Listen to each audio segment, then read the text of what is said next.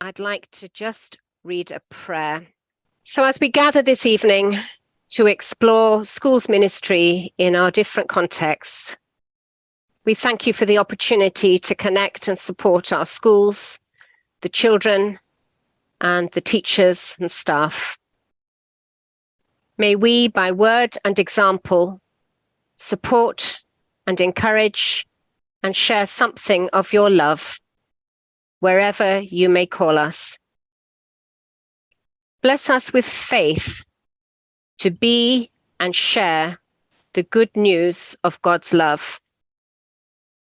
Bless us with love to be compassionate in heart to all those we encounter. Bless us with hope and the courage to respond to an ever-changing world.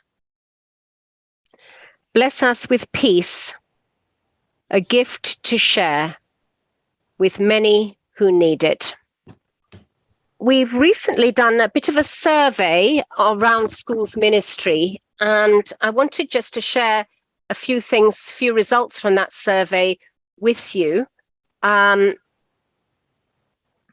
which I think encourage us and help us in our understanding of the value and the importance of schools ministry from the Church of Scotland. I think we're all very aware that very increasingly few numbers are going to church on a Sunday. And many churches are crying that we've had to close our Sunday school, we don't have any children and young people. However, 95% plus of all children and young people are in schools and outside the church door. So maybe there's an opportunity there for us to not try and look at what we can pull in to the church or the services necessarily, but how we might go out in mission and ministry to our schools and to our communities to share the love of Jesus. In the General Assembly congregational statistics, we were really encouraged last year to note that out of all the congregations across the Church of Scotland, 723 are involved in some type of schools ministry. In this survey that I'm talking about, we've only had 135 filling it in currently. I'll send you the link, and if you haven't yet filled it in, it would be great if you can do so. But I'd like to just share a few things from this survey that I think are quite helpful and quite interesting. So on this slide that we're just looking at now, it shows the different presbyteries and the numbers of people who filled in the survey from these different presbyteries.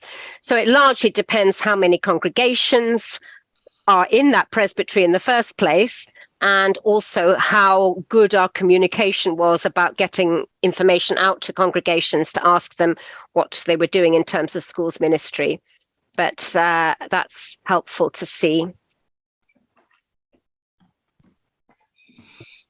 Secondly, it's just helpful to look a little bit at what types of schools there are. We were asked by the Gaelic group to ask about Gaelic medium schools. I don't know how many schools are Gaelic medium in your area, Stuart, but just a couple have filled in at this point. But it's not a surprise that the majority of people who are involved in schools from the local churches are involved in primary schools, but a significant number in secondary. But I was also quite struck that quite a number are involved in early years and nursery schools. And as I was thinking about that, I was thinking, actually, I'm not sure whether we're really sharing ideas, resources, possibilities of ways that congregations can get involved, particularly in early schools that are doing early years. So that was a bit of an eye-opener, if you like. The pie chart at the bottom of the screen there, pretty much a third weekly, monthly, occasionally. So maybe that's not a surprise particularly. And this is also not a surprise. A lot of ministers, ordained people, see themselves and act as a school chaplain. So a lot of involvement in that respect, which could be worked out from leading assemblies to support of head teachers and staff to visiting in various ways to provide pastoral care and support. Quite a number of paid workers, and quite a number of people say that it's part of their remit, this purple column on the right-hand side, as well as quite a lot of people saying it's quite a significant part of their remit. So we're very much wanting to get in touch with the people who are serving in local schools, whether that's ordained ministers, whether that's lay people, paid workers, or volunteers. And this is the last slide I want to just share, is the types of involvement that people have as they go into schools. So there's significant engagement with religious observance and assemblies. There's quite a bit in terms of curriculum support and then pupil groups as well.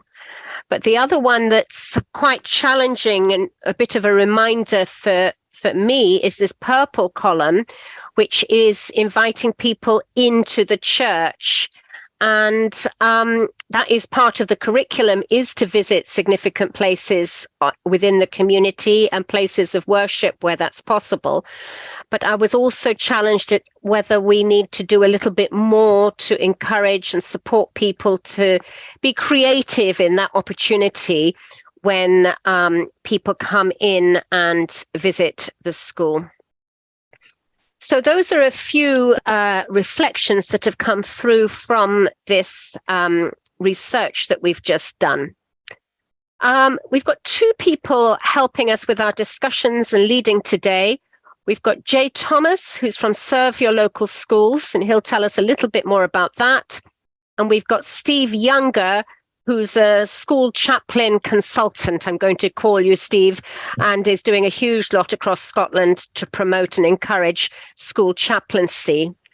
So I'm going to invite Jay to start us off in our digging a little bit deeper into this area of school chaplaincy. Thank you, Jay. Thanks, Isabel. Can I just start by saying thank you for joining us tonight for this webinar, that you're all here exploring an interest in churches engaging with local schools is personally really, really encouraging. I just wanted to start tonight with a quote that we shared recently on our Serve Your Local Schools Facebook page from a Church of Scotland minister based in the Borders. She said, "For me, schools work is an essential part of the ministry and mission of the church. If we don't engage with the school community, we miss a huge part of our parish. We will never have an impact on the community sitting in our buildings, and a church that doesn't impact the community is really not being church." I was really encouraged by those words from Maura Crossan, as I say, she's based down in the Borders. It can be difficult knowing where each of you are in terms of your own journey working and partnering with local schools. So I wondered if we could just take a few moments to explore that together. There should be an option at the bottom of your screens. It's normally under reactions, just to raise a virtual hand. So if you don't mind, could I ask if you're currently involved in working with primary schools, could you just raise a virtual hand just now, just to kind of give us an idea of how many? Okay. If you can't find it, even if you just raise your own hand, that might be an easier way of doing it. So a good majority of us. Okay, same again. If you're involved in working with secondary schools as well, can you just raise a hand or a virtual hand? So we've got a maybe from Helen. Okay. So again, mirroring the research that Isabel, that you were sharing, that the vast majority seem to be more engaged with primary and secondary. And just picking up that question as well about early years, is anyone in our chat and discussion tonight involved in early years, kind of nursery? Okay, so just a few of us as well. Okay, thanks for that. That's really helpful for Steve and I, just to kind of appreciate your own experience and knowledge, and hopefully we'll be able to tap into some of those stories and experiences tonight. And just lastly as well, just can I invite you just in the chat box to share, just in a few words, what you're hoping to hear tonight or take away from this evening's session and discussion. Again, there should be an option to open up the chat bar at the bottom of your screen. What are you hoping to hear tonight or take away from our discussion? So Steve says, hoping to hear people with a passion for working in schools and reaching children and young people, I think, definitely. Charlie says, ways to increase connections with our local schools other than special times of the year. Stuart says he doesn't know, that's why he came. Good, we're glad that you're here, Stuart. And good to put a face to the name as well. Eleanor says, ideas for engaging schools and staff, people's parents and families. I think that's such a good point to raise so early on as well, that often we think about how do we engage with children, but actually our schools are much broader communities. So what ways can we engage with staff and parents as well?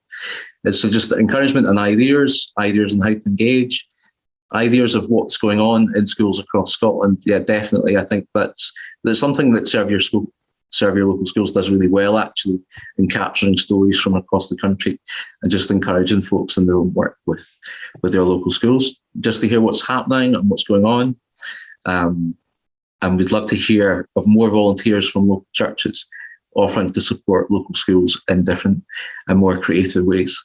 Well, definitely. Steve and I were having a conversation at the beginning of the week, and we were echoing that sentiment entirely. Ministers and employed workers often are kind of overworked as it is, and it'd be great just to encourage more of our members and more of our folks involved in our congregations to be able to draw alongside our local school communities and offering a listening ear, I suppose, as well. So thank you for that. That's really, really helpful. And just one other question as well is to help us consider why we want to support our local schools and what that might look in practice. I wanted to explore just for a moment our own experiences of school growing up. If you had to pick 3 words that summed up your experience of being at school, what would they be? And again, I invite you just to write those 3 words in the chat box again. So that was, if you had to sum up your experience of growing up in school, what 3 words would you choose? Interesting, competitive and scary, says Stuart. Foundational, safe and nurturing, Steve. Yep. Engaging, creative and scary. Safe, happy and known. Regimented, anxiety inducing. It's interesting that even amongst ourselves, we have such a vast different levels and types of experiences from school. For some, it is that safe, happy place where you're known. And then for others, it's a bit more scary. Yep. Be quiet, sit down, work harder. Yep. Friendships, enjoyable and safe. Yep. Friendships, frightening and learning. Yeah. Those are all helpful reflections. And I guess the question I would just ask at the start of our time together is, I wonder what words the pupils that we're drawing alongside are working with. I wonder what words that they would choose to describe their school experience. I wonder how similar or vastly different our experiences are with theirs. How can we draw on our experiences to support pupils? What might we have to offer that might make the world of difference to the pupils who are excelling with their coursework, to the pupils that are finding the transition from primary to high school challenging, or to the pupils that are coming to school hungry each and every morning? These are maybe just a few examples, but for me, it raises the questions of why do we want to engage with our schools, and what do we have to offer that can make a positive impact on both staff and pupils, and as we say, parents as well, and what resources might be available to help us achieve those things. So we'll come back a little later in our discussion to explore and think about different resources that are available. And it'd be great to hear of different resources that you're using in each of your own contexts and relationships with local schools. But I'll hand over to Steve to explore a little bit of the strategy and vision for engaging with our local schools. Thank you for that, Jay. It's a good start for us. I'll just pop a wee bit up on screen here. Here's the first of my wee sections. Just to reiterate that, welcome. It's good to see you all here. You are the committed ones, obviously. You've opted into this. So we want to learn from you as well. Jay and I can highlight some of the ideas, some of the resources, but between us, I'm sure we'll know several more as well. My interest in schools is partly professional, in that I work for Christian Values in Education Scotland. I work 1 day a week for them. That 1 day lasts about 6 days, by the way. And that's training chaplains and school staff in how to do time for reflection and how to do spiritual development within the curriculum. I also work 1 day a week at the Scottish Baptist College. I teach several courses there, one on pastoral care, one on education chaplaincy, and one on a general introduction to chaplaincy. And spare time, the other 6 days of the week, I spend as a Baptist minister here in Blantyre. I've been here 36 years now, but for longer than that, I've actually been a school's chaplain. And I'm blessed in that Blantyre allowed me half my working week within the local schools.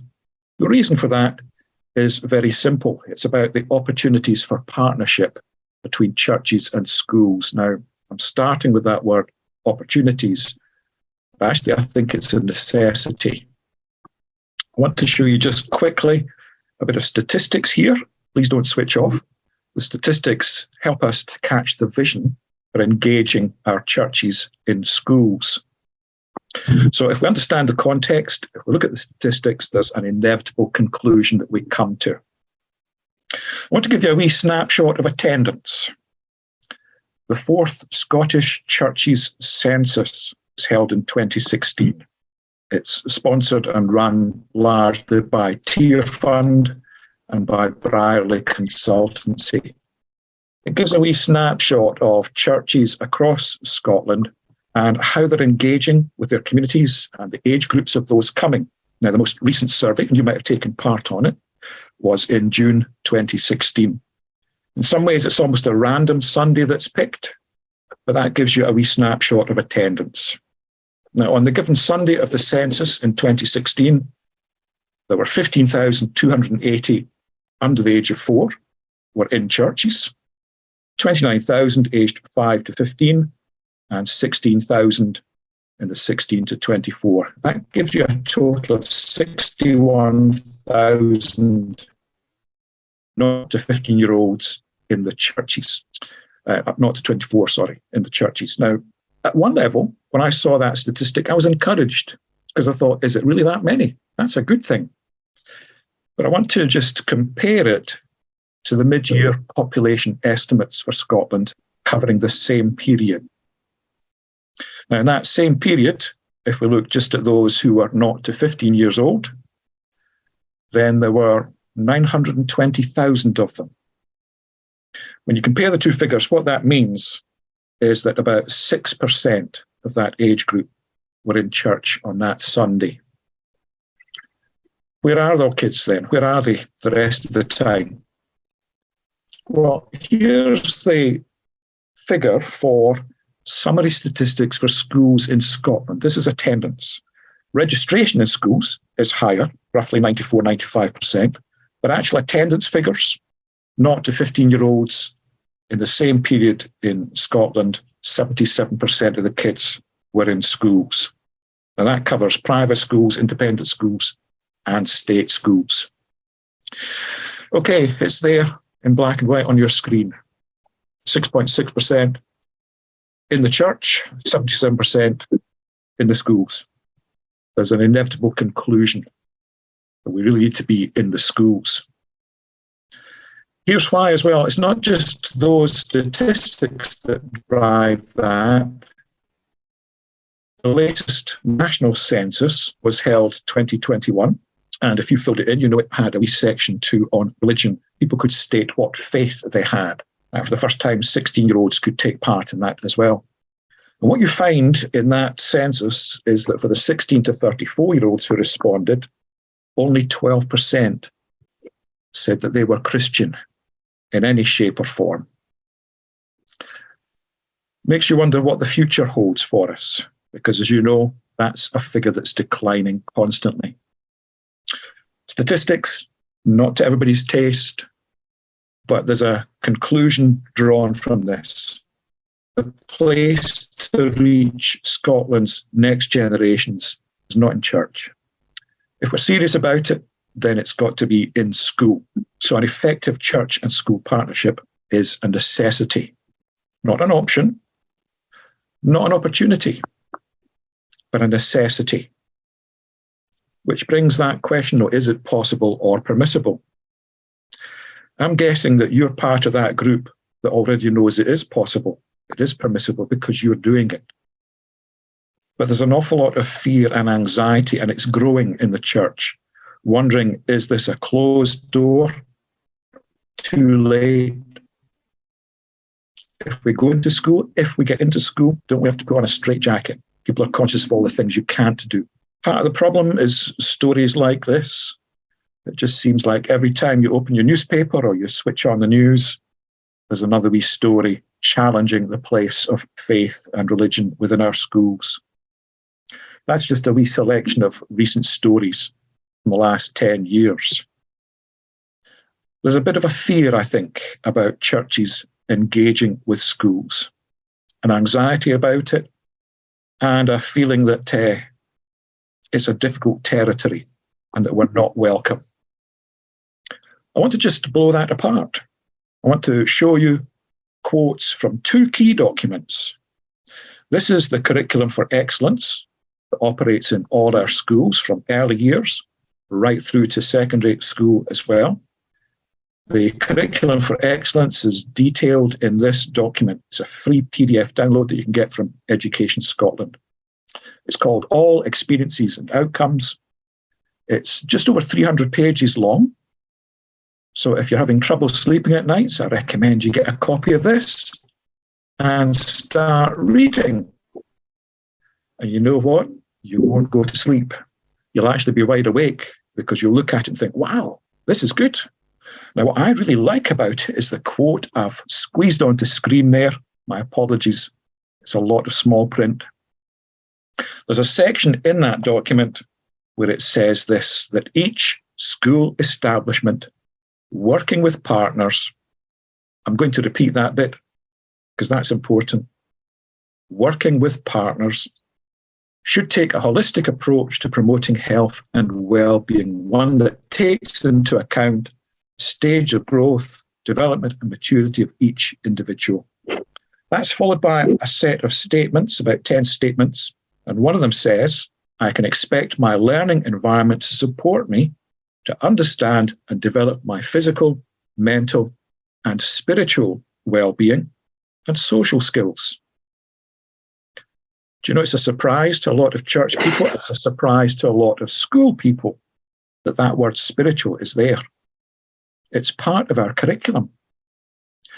Curriculum is a bit of a misnomer, actually, because curriculum makes us think of subjects,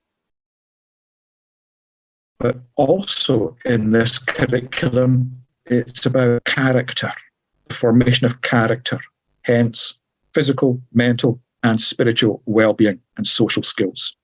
Now, it's good to know that's there in the curriculum, that every establishment should be dealing with the spiritual well-being of its pupils. Your average school, your average teacher knows that's there, and they're panicking because they don't know how to do this. Guess who does? Yes, it's you and me. It's the churches, it's the faith communities. Isn't this our business? Spiritual well-being. The other key document in schools is this one. It's called How Good is Our School? It's the self-assessment framework for schools. It's how they figure out if they're actually doing curriculum for excellence. It's in its 4th incarnation, so they call it Higios 4 for short. Now, Higios 4, the self-assessment framework, identifies how do schools create these effective partnerships. And again, I just want to highlight a wee bit. Apologies for all the small print squeezed on here. I'll read this bit out to you. Meeting the wide-ranging needs of all children, young people and their families is the heart of what makes an excellent school. Schools cannot achieve this by themselves. As noted in the Building the Curriculum series, strong, effective partnerships at local and national level are the key. I'm going to pause there just to highlight for you that word local. Strong, effective partnerships at local and national level. You look at the geography, the history, the layout of our towns. So many towns in Scotland have church and school virtually side by side. We have a parish structure that automatically includes schools within our parish and community as well. And here's the thing. How Good is Our School challenges schools to find their local partners. That's you and I. That's our congregations. It's our churches. We are the natural partners to help the schools. Now, the quote carries on. It says to the schools, you will have a range of partners, such as the third sector, youth workers, community learning and development staff, colleges, universities, and employers who work with you to deliver learning pathways to meet the needs of all children and young people. Did you spot what was first in the list there? The partners, third sector. Have you got a youth and community worker? Have you got an SU regional worker near you? Have you got YFC links, Youth for Christ? That's the third sector. Are you a church near to a school? You are third sector. Youth workers. There's nothing that specifies they have to be youth workers, brackets, non-religious, close brackets. So schools need to find local partners. Here we are. They need to find third sector partners. Here we are. Youth workers. We can provide these things. So let me stop that screen share. My apologies, that was a bit like a shotgun approach there, just blasting out some facts and figures. But hopefully it's got you excited at the possibilities. In our schools at the moment, as far as churches are concerned, and partnership with churches, there is an open door. Maybe what we really need is to know these documents. We need the right language in approaching schools. We need to be able to come to them and say, you're looking for partners, here we are. And if you can quote Chapter 2, Section 7, Higios 4, that will really impress your local schools. Now I'm going to pause there and just open up again and ask you, does that excite you? Do you see some possibilities here? How do you react to these statistics? Just unmute yourselves and speak up any comment or any questions about that aim, vision, opportunity and partnership that Jay and Steve have just explored with us. I wanted to comment on the statistical thing because although there's far more children in schools than there are in our churches, I think it's important. It's important to consider both spheres and not just focus on one. And I think also it should be a higher priority for our churches, congregations, to focus on the parents than to focus on the children. And the reason I say that is if the parents come to the church and become part of your congregation, then the children will be there. And then you'll have them much more than you can in school. And parents can then bring their parents, their peers, if you see what I mean. The challenge for most church congregations is to grow their congregation down the way in age. And it's great to connect with children, but it doesn't usually feed into church congregations because children are dominated by the views of their parents and their peers, which are usually non-Christian. And so I think it's really important to get the Christian story into the children and into the schools, because then they at least hear it, even if it's not very often. But so I think there needs to be a twin approach, and not say, "Oh, we've got to get into the school, and if we can't get into the school, then we're knackered." I don't think that's the only approach. We have to look at community ways of attracting families and children into our congregations, as well as the school ways. But the school ways is definitely another opportunity that we have of reaching children that won't come to church because their parents are anti-church or not interested, and I'll never bring them and I'll never make it possible. But yeah, so that was one of the comments I wanted to make about the statistics. Not just as simple as those headline numbers, but it was a good sell. Thank you, Stuart. And I think you're absolutely right. It was interesting in the documents, it highlights that the schools have a responsibility not just for their pupils, but for the parents too. And every school is a microcosm of the community that you're set in. And if you have access into the school, yes, my number one priority is reaching kids. But you also, by the way, you reach the parents. I find when I take the seasonal assemblies, for example, or you take a special assembly, all the parents are invited too.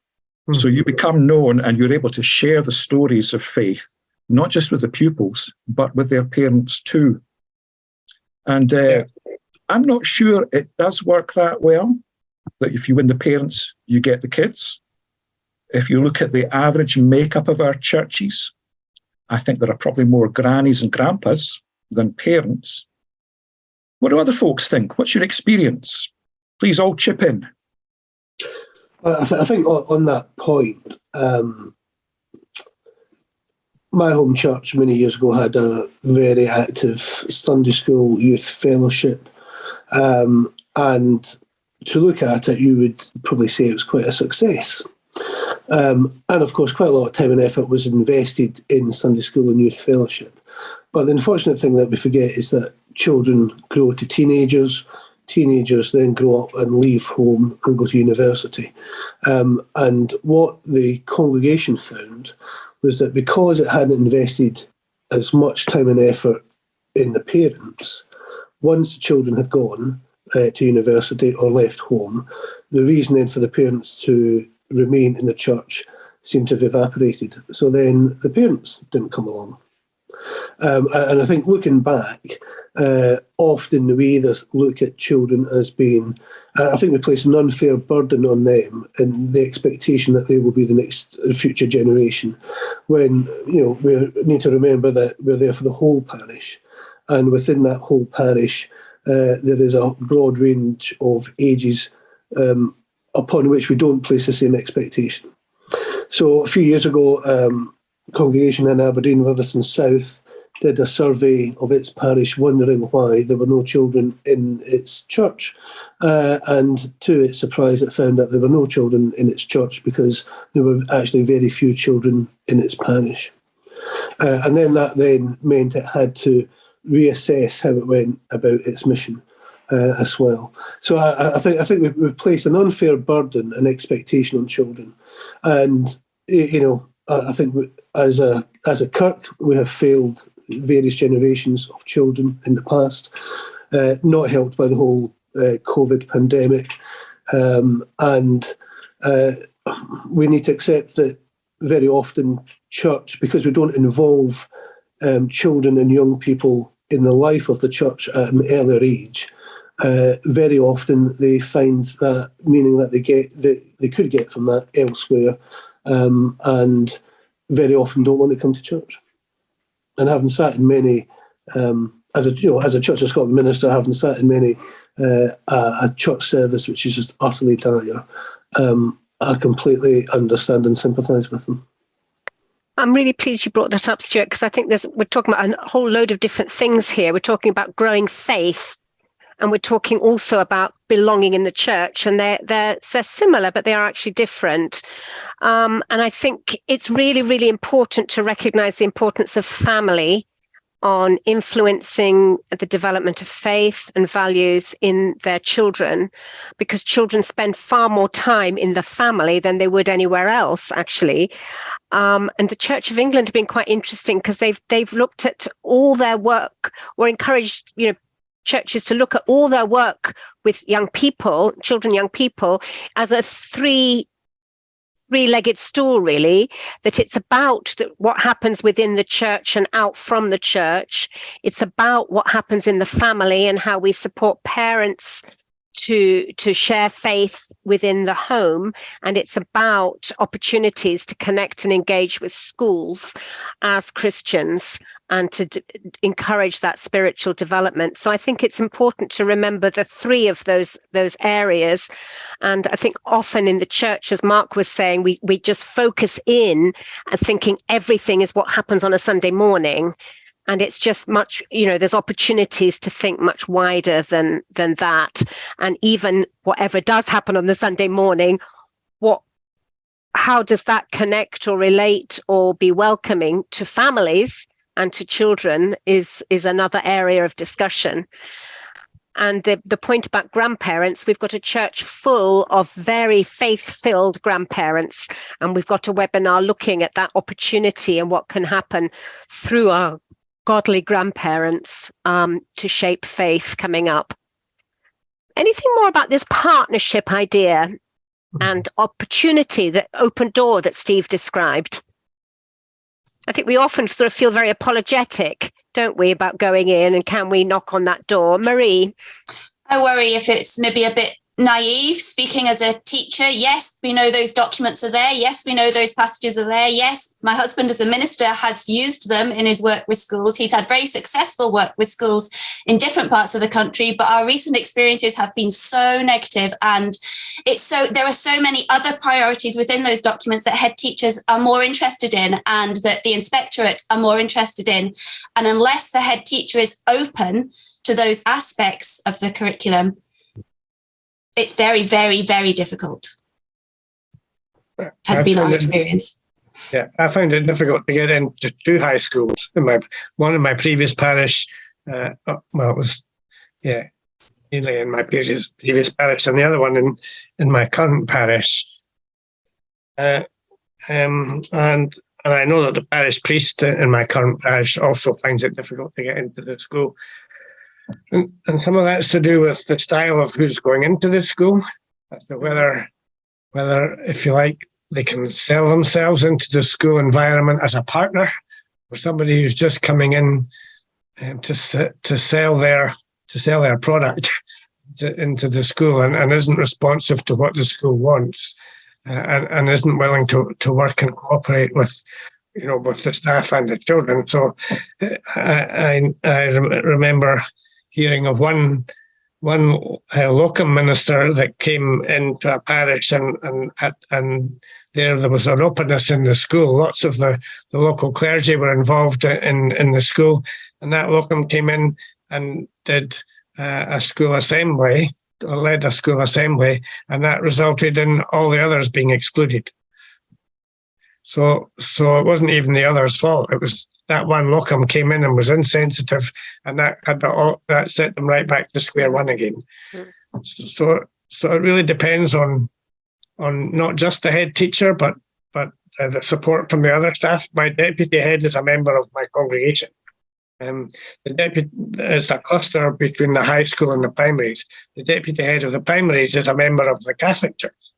But a deputy of that high school cluster, and neither the Church of Scotland minister or the Catholic priest get into the high school or either with the current head teacher or the previous head teacher. So it is really challenging. On the other hand, the deputy head from my congregation asked, can we use the church hall? Because don't tell anyone, but there's a strike on today, and the music instructors want to teach their school pupils, and they're not in the strike. So they use the church hall for that, but they've used the church hall for a few other occasions. And we've had visits from the Gaelic class came to the church to have a look around, even though I don't speak Gaelic. It was all in English. But I've got a Gaelic-speaking member of my congregation, and they were thrilled to hear that they might be able to explore with that Gaelic member in my congregation to help them with their everyday conversation and understanding the church better in Gaelic. So it's about using what resources we've got and the skills that we have. And it might be that people in your congregation are more child-friendly than the minister. But the minister can introduce the other member of the congregation into the school and then help to get that started. So I think we've just got to use every opportunity that we can. Thank you. Thanks, Marie and Stuart. Marie, you're quite right. We always need to remember we are guests in a school. Head teachers and teachers have a huge amount of other priorities at the moment. They're under an immense pressure. We're covering this attainment gap. It's not a gap, it's a chasm. And there's more and more being asked of them. Can I just highlight very quickly, Christian Vows in Education Scotland has a monthly online prayer meeting for Christian teachers and for teachers as well, just a way to support them and encourage them too. And Stuart, thank you. You're showing that there's a creative understanding of partnership. It's not just about the one person going in, the minister. It's who else have I got in my church that can help to meet that need there? Jay, I think you were about to chip in as well. Yeah, I think, Stuart, what you were saying just about how opportunities develop, in terms of use of the building or different aspects like that. We, on the Serve Your Local Schools website, a few months ago, we shared of one church in Edinburgh who, because their car park wasn't being used Monday to Saturday, they actually offered their car park as a kind of dropping off point for children and parents away from the busy main road, and the church had created a path down towards the school. And it's just that kind of creative sense that they were able to take what they had readily available. It didn't really require any extra volunteers to make it happen, but they did look around and say, what assets can we offer and that would be of a benefit to our school community and serving the school community, rather than that sense of why are we wanting to engage with our local schools? Is it to put bums on seats on a Sunday morning, or is it genuinely to be to show love and hope and kindness and all those things that we open with tonight? But I think, Stuart, your comments helpfully kind of move us on. I wanted to really tap into people's experience. A good number of you said at the start that you were involved, particularly in primary schools, some of you in secondary schools, and a few of you in the early years. So I just invite you to maybe share a time when you were inspired or had a meaningful conversation in your connection with a pupil or a member of staff, or even in relationship with a parent through a school connection. So if anybody's inspired to share their story of a time when they've had a meaningful conversation or connection with a pupil or staff member or parent through their school connection. I'm sure you were beginning to kind of tap into this. And I thought, I'm always speaking, I should pause and give somebody else a chance. But I remember a high school assembly I did on the 10 Commandments and school rules.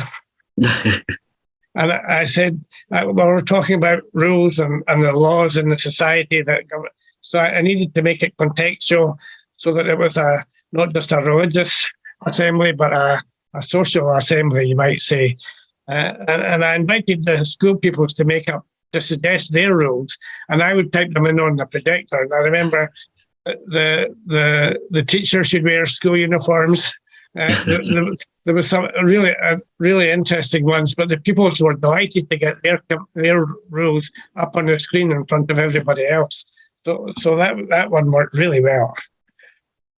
And Jesus' 2 commandments. So I was trying to sell off, we only had 2 commandments, where their schools and the government had loads of commandments. Thanks, Stuart. I think someone just being willing to give young people a voice is so important, because often, we were sharing our own experiences of growing up in school and being told what to do all the time. But just to rebalance that hierarchy sometimes that exists within schools, and to give young people an active voice, I guess, is really, really important, and finding ways to do that. Steve said you had a lovely experience in one school assembly where a teacher said the assemblies were my church and the place where she found faith. She was not a membership of any church. Those are really lovely moments, and I guess it highlights how do we measure success, and those moments aren't always obvious, or but just that people find a place where they are able to connect with faith and stories of the Bible that they might not have another place to do that. So thanks, Steve. I'll share it. It turned out to be a positive experience, but it wasn't my finest moment as a youth and children's worker. I was having one of those days where I had 101 things on my mind and my head, and I run a lunchtime club called Hot Chocolate, where the kids come and drink hot chocolate and we just have a conversation and chat. And normally I'm carrying 2 massive urns of hot water waiting in the corridor outside one of the classrooms. And one of the boys, as he was moving from class, banged into me. And it's one of the only times where I find myself shouting at a child, and I was so embarrassed afterwards. But we had a bit of a ding-dong in the school corridor, and the boy was giving as good as he got, and I was just really frustrated. We're kind of at each other's throats, and then time passed and he wandered off to do something else. And I spent the entire lunchtime club ruminating on what had happened at lunchtime. And afterwards, I would normally do some mentoring and working with pupils, both kind of one-to-one and in a group work setting. And the head of the department said to me, "Oh, you're going to be working with this new pupil today. He's just arrived in school a few weeks ago." And sure enough, it was the kid that had just had the ding-dong at lunchtime. And we just both looked up at one another and we laughed. And it was the one thing that just really broke the ice and the tension. And it's not something I would advocate of, like shouting at kids at lunchtime. But in that moment, it just really kind of formed a good solid relationship, and we were able to kind of work together and develop a bit of a trust with one another. So isn't that when you look out and you see God actually supporting you in what we're doing, getting into the schools, and she's like, who's mentoring who in this situation? it's like, it gives you that brilliant introduction, or there's some it could go on and on, but really, it's really important to look out for those, if you like, those God opportunities, and follow those rather than you. My school assemblies, I often have a plan, but if the children suggest something different, I'll go with them, because it's much more important to be responsive with their program than it is for me to do my program. I say God's in everything, so we need to learn to talk about everything and include God within that and connect to God in everything.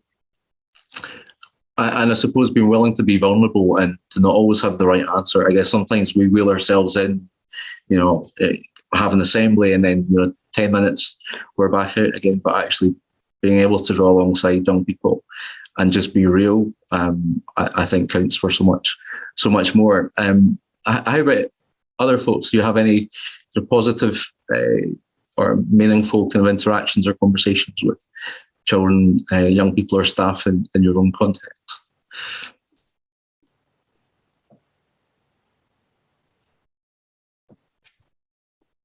In the Edinburgh roadshow we had last week, it was actually the moderator of the presbytery said she regularly goes for a walk with the head teacher just to give them a safe space to just talk, and that she's also signed up to help with bike mobility for all the kids.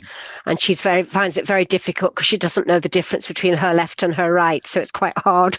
But so she's there, she's got a presence, she's helping out with things that the school wants to run and giving some really significant support, I think, to the head teacher and stuff. So I was quite struck with that.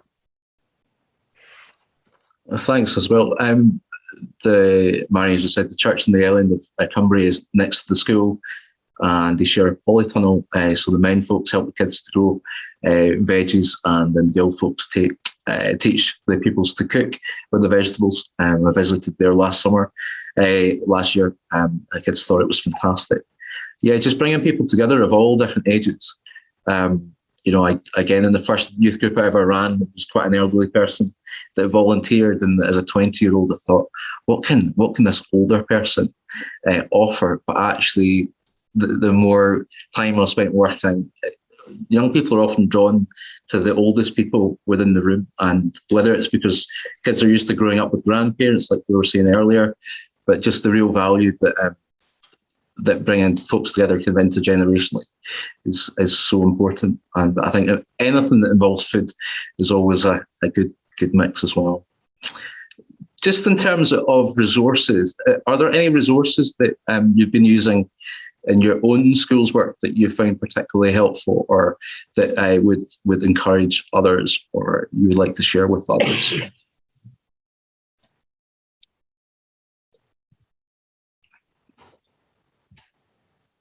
Again, if you're able just to drop into the chat box or raise a hand if you want to share that way. I was involved with Bible Alive through Scripture Union prior to COVID, and just went into the local schools. It's a 6-week programme working with primary 6 mainly.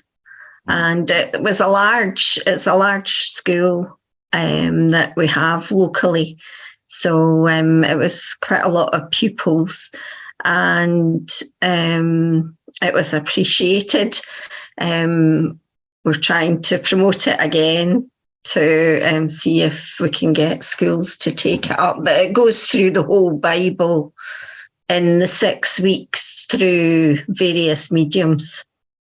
And very well recommended if you contact your local Scripture Union worker and find out if there's any people that are trained in it. It's a great resource. And I was really surprised after I was at the local co-op walking up the road minding my own business, and children are saying, "Oh, you were the one that came into Bible Alive," and it was lovely. That so nice to be recognised. Yeah, no, definitely, it's a really, really good resource. It's great to hear that obviously worked well in your context, Emily. Charlie mentioned Open the Book. I believe that's storytelling, where folks go into school and children are able to hear a Bible story being read and delivered in that kind of dramatic way. Steve will be pleased to see kind of bubblegum and fluff being mentioned, and Easter code being mentioned. Steve, do you want to say how people can access those at the moment? Yep, I could maybe jump in here and show you another short PowerPoint just with some resources and ideas. There's obviously a whole lot of current connections already. Isabel had mentioned 723 congregations are school connected and 135 completed this survey. It was interesting to see that balance still mostly in primary school and secondary, but also in early years too, and weekly involvement and so on. Now, what interested me was this bit, that still one of the biggest inputs is through assemblies, but there is a whole lot more can be done. And Emily mentioned Bible Alive, for example, and Easter Code and Bubblegum and Fluff were mentioned too. I'm part of the team that originally wrote that, and we produced that at the Calderside Learning Community. We pioneered it with 8 primary schools that fed into our local secondary school. Bubblegum and Fluff and Easter Code. You can still get copies of these. And if you contact me, hiblantarsteve@outlook.com, I can arrange to send you copies of these. £5 each one, but they come with a CD-ROM that has the songs, all the resources that you need for each one.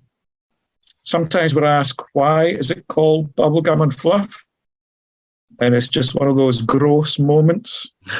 We imagined kids, rushing to get ready for school. You're missing a sock. I wonder what it is. Could be under the bed. So you dig under your bed and you pull out a piece of bubble gum, old bubble gum, and it's got a plaster stuck on it, a bit of fluff, an old piece of Lego and so on. And there's your sock stuck to it. And then because you're a child, you think, that bubble gum, I wonder if it still has any flavour. So you pick off all the fluff and you shove it in your mouth and start chewing. Kids all go, yeah, because that's what they would do. Adults always go, gross. No, don't do that. The hook is, this is what Christmas is like.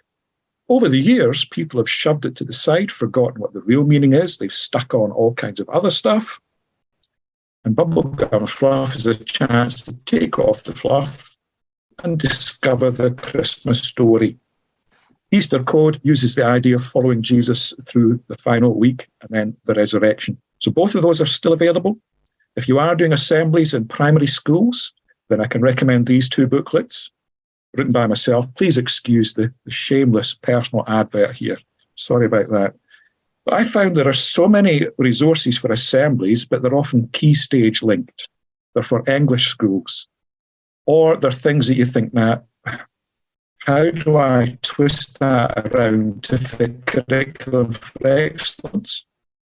Good news, I've done the work for you. So in words and seasons, there's 24 in each. Assembly ideas that I've done in primary schools, but I also tell you exactly how to do them. Bible stories they link with, and the curriculum for excellence links as well. A couple for secondary schools and larger scale events, time for reflection events, 2 booklets that I've written called Reflections and Treasures. Again, each of these £5, contact me by email and I can arrange to send them out to you. Let's skip past the advert. I've written a book on school chaplaincy as well. Just to highlight where you can find more resources. If I can commend to you Christian Values in Education Scotland, they have a brilliant website. You'll find there sections to support teachers with curriculum material. You'll find sections to support parents, and you'll find lots of things for school chaplains as well. Tagline, supporting Scotland's schools. So there's a whole depository of useful stuff there and great ideas for you. I'm sure some of you have already come across 10 must-know Bible stories, particularly if you're up in the Aberdeen area. That's one that's well worth exploring. 10 must-know Bible stories that are linked into the curriculum as well. Some of them work very well with the early years too, just to mention that. And if you know Messy Church, there's an awful lot of the Messy Church stuff can link into early years. And there's a lot of Messy Church outside that can adapt for early years as well. Another place to go for great ideas to link in with schools is prayer spaces in schools. Some schools are a wee bit suspicious of that title, I think, prayer spaces in schools. But actually, if you do some creative renaming, reflective spaces, resilience spaces, thinking spaces, then you'll find loads of ideas here. Prayer for schools, prayer spaces in schools, there's just absolutely loads of free resources there too. Scripture Union was mentioned. Scripture Union is the host now for Bible Alive. They also host Colouring Easter, which is Scripture Union Ireland. Brilliant resource for schools, free resource with video connections as well, worksheets and so on. But if you go to SU Scotland's Resources Hub, you'll find out all about Bible Alive. You'll find links to some of these other things as well. And of course, got to give a plug for Jay here. Serve Your Local School. Jay has done a fantastic job updating our website here and making it all singing, all dancing. So you can do a wee search here and you'll get ideas. What I like about it is the range of ideas. There's simple ideas that you can just take off really quickly and adapt. some medium ideas, and some big grand ideas. Grand ideas work well, but you've got to work not just in partnership with schools, but maybe with other churches too. So serve your local schools. There's the SU Scotland Bible Alive page. That gives you a couple of wee pictures. It needs a training program. You need some help to start off with it, but it is absolutely fantastic. Here in North Lanarkshire, through Airdrie and Coatbridge schools, Valerie Sim is the SU worker. She's trained in Bible Alive. And even through lockdown, she was able to take that into the schools. And if you are in Airdrie, Coatbridge, the kids there know their Bibles, actually probably better than some of the adults do who've been going to church. And it's through the school connection. So that's just, again, sorry, I'm blasting a shotgun at you, but that's just throwing out some resources. Bubblegum and Fluff and Easter Code, as I say, I was part of the team that wrote that, and I just love to hear it, that other people are using it elsewhere. And please feel free to adapt it, blunder it, make it work in your setting. Jay, have you any others that you want to highlight? Yeah, just I'll continue the shameless plug for Serve Your Local Schools. Obviously, as Steve mentioned, a range of ideas at different stages, from small ideas that you can go in and do kind of right away to those kind of grand ideas that, as Steve says, you can work in partnership with other churches and even other organisations that are maybe working within the school settling as well. I know in my own practice, we've connected with community learning development teams or other youth workers in and around the school. So that's always worth finding out who else is involved, and if you have kind of, I guess, a shared ethos or similar ambitions. Also, just to point you in the direction of an audit that we have, a tool on the website that lets you audit your existing links with school and identify any additional areas in which your church could serve and support. It's a really simple but a useful tool for building up information. Simple things like who is the head teacher, what's their contact details, as well as thinking through some practical steps. The audit resource is available on our website, and it'd be a helpful start in also just appreciating the resources and assets that you have at your disposal.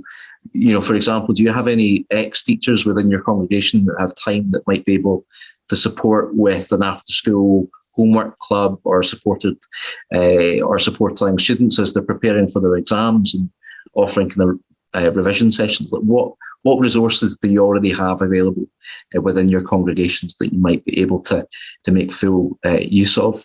And also something that I'm really deeply passionate about as well is mentoring and people support that Steve touched on earlier.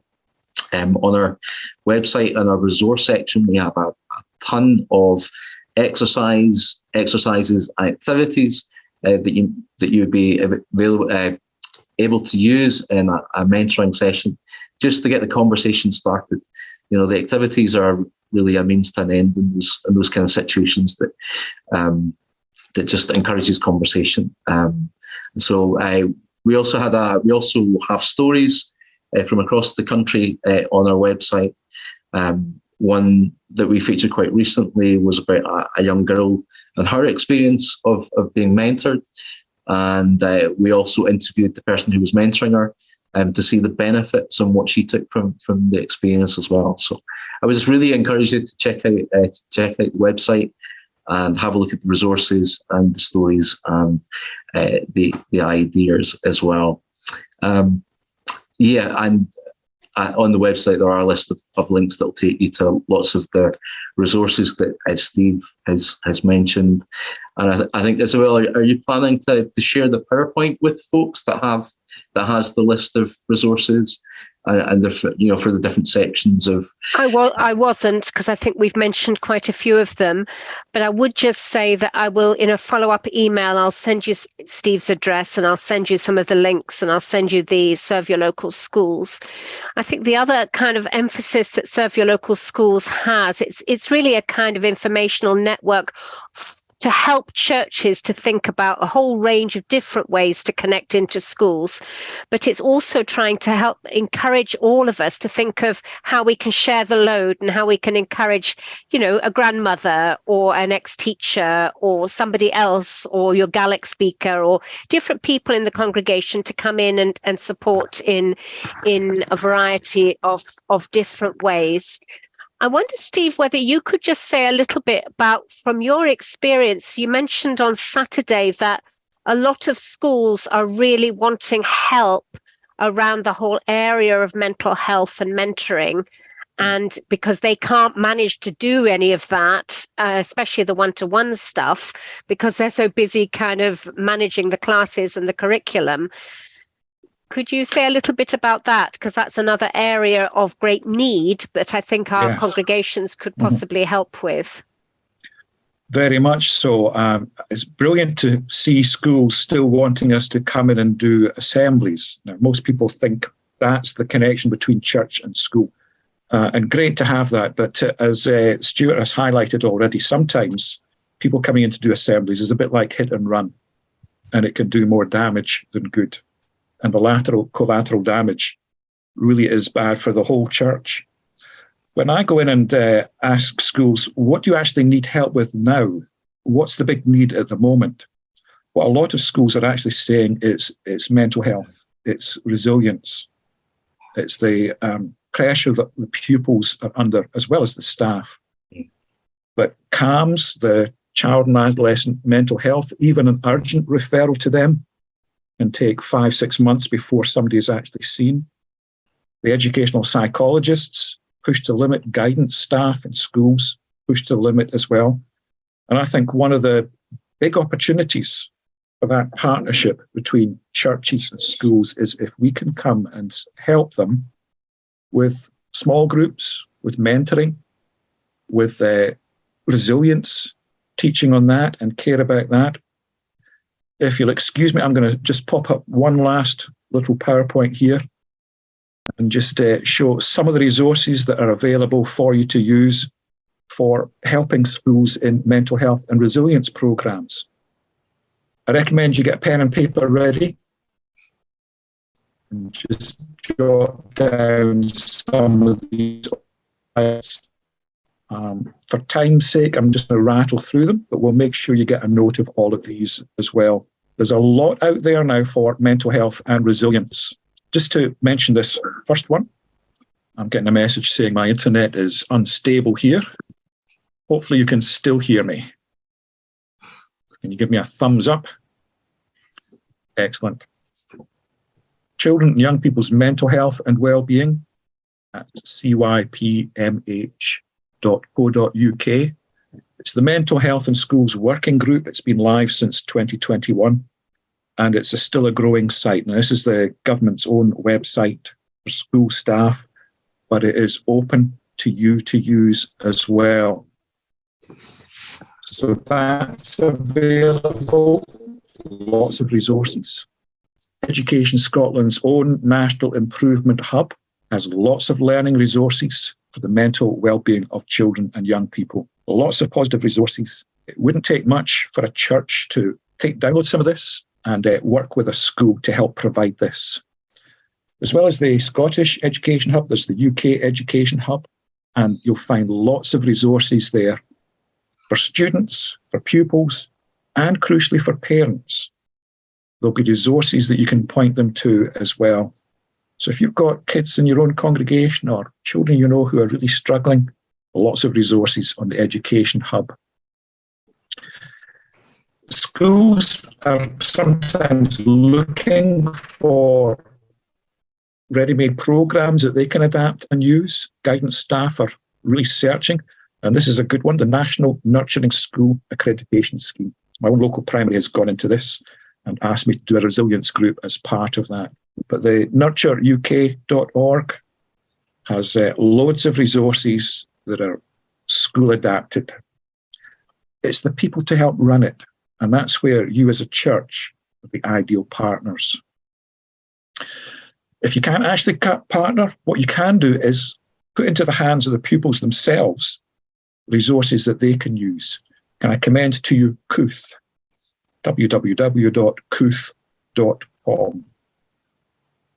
It's an online community for children and young people, and there are some really useful self-help tools. If kids know about this, they can actually access some immediate help themselves. They can find loads of articles, and there are some safe and moderated chat rooms on it too. So couth.com. Placetobe.org.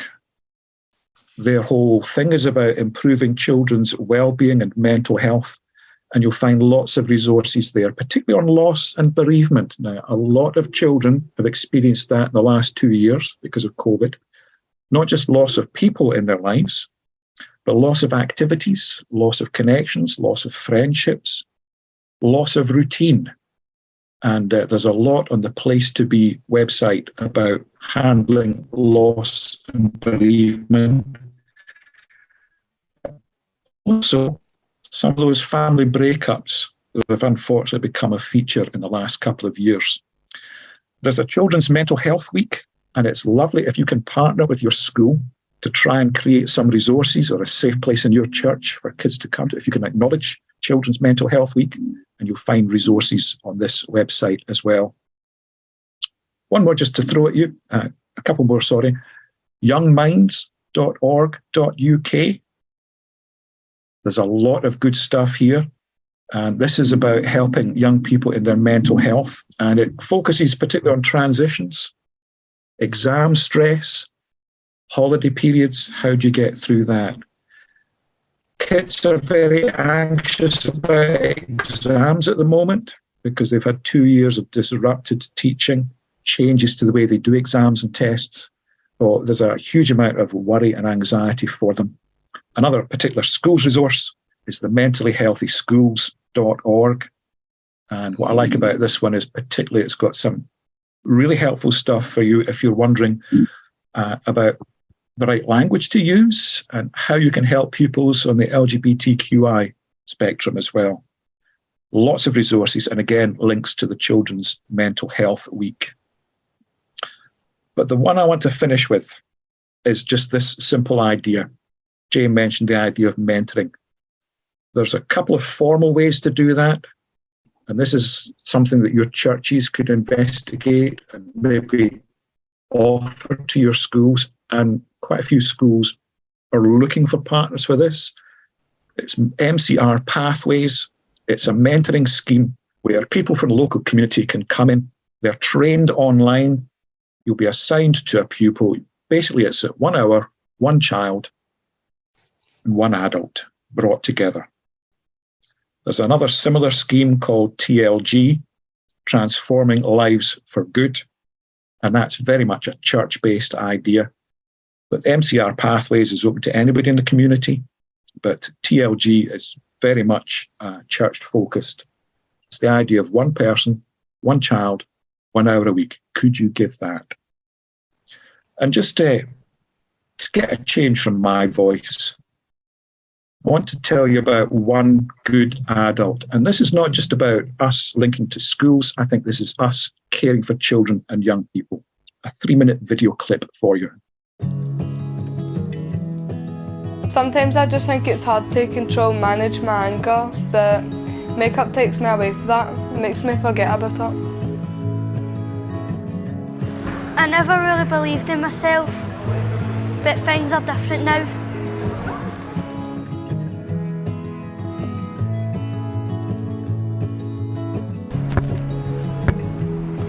When I feel stressed, I like to go to the basketball court.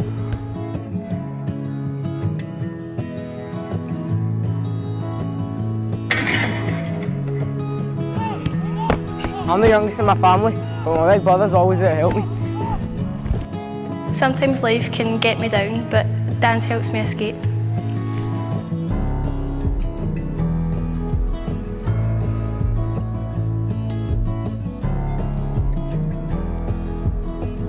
I really enjoy cooking, it really cheers me up.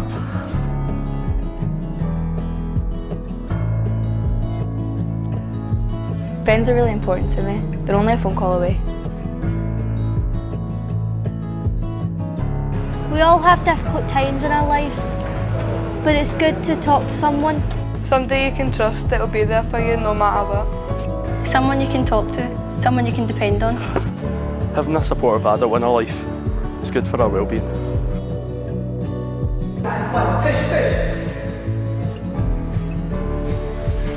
I get some good advice I can trust.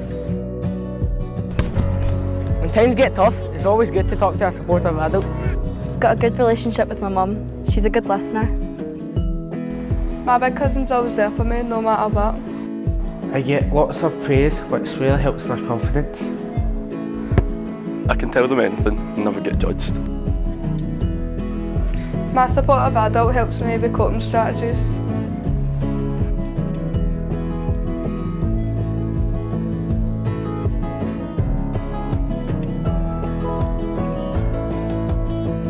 She makes me feel safe and valued.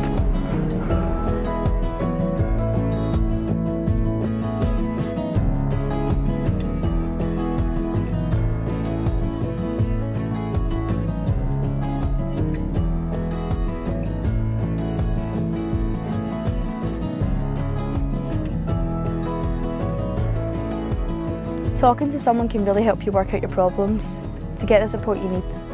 I'm a lot happier now. Life is more positive. Remember, there's always someone to talk to. Talk to a supportive adult. Who might yours be?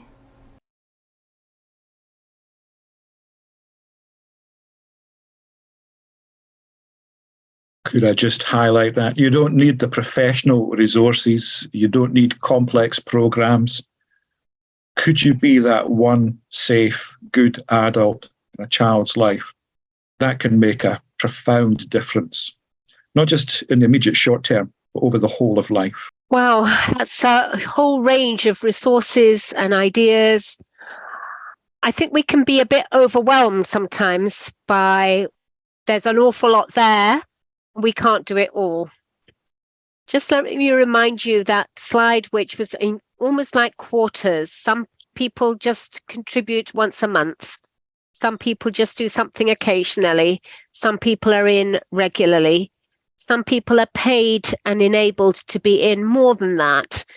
But our churches have a whole range of different people, and whatever you're able to do for families, for children and young people, and to connect with schools, that is great, and God will bless that and use that.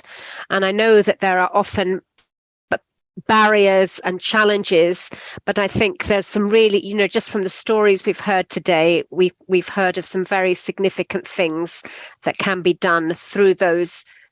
It's kind of helping people to understand a bit more what the church is, what a Christian is, what an adult is, and what the Bible is. In some ways, we can actually help to explain those things, because people often have got such a negative and unreal understanding of all of those things. So whatever opportunities we have, it's great that we can take those and provide some significant support and encouragement and build up those partnerships that Steve was sharing with us.